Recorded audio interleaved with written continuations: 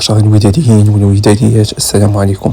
في فيديو هذا النهار سوف نتعرف على جميع أخبار نادي الوداد الأمة زائد آخر مستجدات هذا النادي، فلا تبخلوا علينا بالإعجاب والاشتراك من أجل الانضمام إلى العائلة الودادية. مكوتو توصل نادي الوداد الرياضي إلى اتفاق نهائي مع نادي تورنتو الكندي لاستعارة الجنوب إفريقي كاسيوس ميلولا مع أحقية الشراء.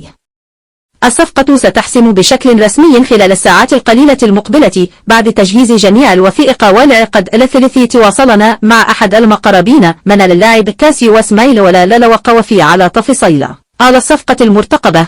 وقد صرح لنا أن اللاعب سيسافر ليوم الجنوب إفريقيا لحل بعض الأمور الشخصية، ليس هناك أي مشاكل. بعد ذلك سيسافر للدار البيضاء من أجل إكمال إجراءات انتقالها للوداد إن شاء الله. وكيل اللاعب صرح لمصدرنا أن الصفقة شبه مكتملة. حسب الصحفي البرازيلي بيدرو راميرو، الوداد قريب من التعاقد مع بيدرينهو لاعب كورنثيانز البرازيلي شرطة U20 مجانا مع نسبة بيع في المستقبل. يلعب في مركز وسط ميدان هجومي، جناح أيمن وكمهاجم ثاني.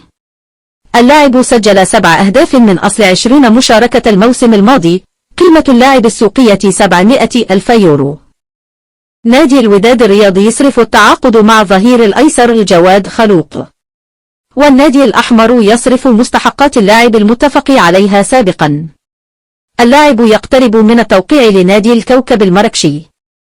وفي خبر آخر، الصحفي لويس فابياني رئيس نادي الوداد الرياضي هشام آيت منا يستعد لتقديم عرض لضم 4 لاعبين من نادي كورنثيانز البرازيلي: جيليرمي بيرو، جيوفاني، آرثر سوزا، بيدرينيو. كما وعدناكم سنوضح في هذا المقطع مهام مدير النادي والمدير الرياضي. نبدأ بمدير النادي يوسف الدباغي: تنظيم جدول العمل وتحديد الأهداف وتحقيقها. إدارة الشؤون المالية للنادي بالتنسيق مع المدير المالي.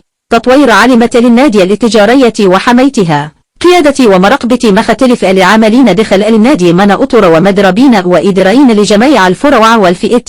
التنسيق مع مدراء النادي: المدير الرياضي، المدير المالي، المدير الفني، المدير للتسويق. تنظيم التظاهرات والفعاليات التي تخص للنادي ومحيطها. ملكة الصلاحيات التي تمكنه من اتخاذ جميع القرارات المتعلقة بالنادي لضمان تطوره. بالنسبة للمدير الرياضي، الاسم الأقرب هو جيرارد لوبيز. إدارة الجانب الرياضي للنادي وتطويره. يقترح توجيهات عامة يتم اعتمادها أو رفضها من قبل مجلس الإدارة وتكون قابلة للتطبيق على جميع الأقسام. ينسق هذه التوجيهات مع المدربين المختلفين ويتابع تطوراتها.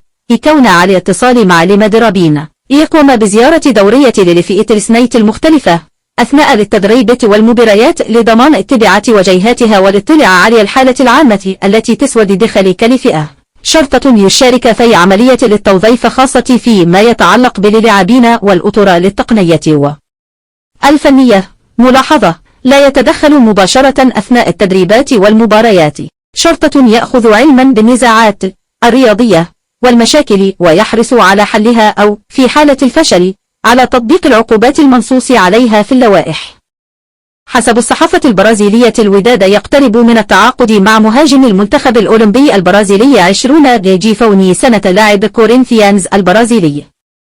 وفي خبر آخر، عبد الله حمود تدرب داخل بنجلون اليوم في انتظار وصول هشام آية منا يوم الأربعاء المقبل للجلوس من أجل التفاوض على تجديد العقد. وأخيرا، الوداد الرياضي يقدم عرض رسمي لأشرف داري من أجل العودة لفريقها الأمة، وجاء ذلك بعدما والد أشرف داري نصح ابني بالعودة لفريقها الأمة الوداد أو الذهاب لمصر للأهلي المصري. الكرت الآن عند مسؤولي وداد الأمة.